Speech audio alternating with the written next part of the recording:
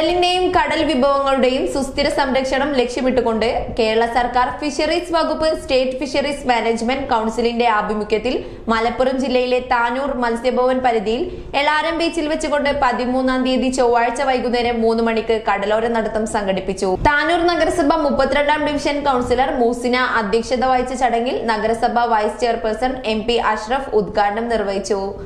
ചടങ്ങിൽ കടലും കടൽ വിഭവങ്ങളുടെ സുസ്ഥിര സംരക്ഷണത്തെക്കുറിച്ചും മാലിന്യമുക്തമായി മാറ്റിയെടുക്കേണ്ടതിനെ കുറിച്ചും മറ്റുമായി GRF TVHSS principal Bhaskaran master, GRF THSS principal doctor Mujeeb Rahman T, Matsyafed project officer Sreelakshmi, CMFRI senior technician Ansar P, NSS states resource person team അംഗം Muhammad Zakir, Ponnani coastal police CPO Jindev, MES college പൊന്നാനിയിലെ ബിരുദ വിദ്യാർത്ഥികളായ ജിൻഷ KK, ജിഷ PM തുടങ്ങിയവർ സംസാരിച്ചു.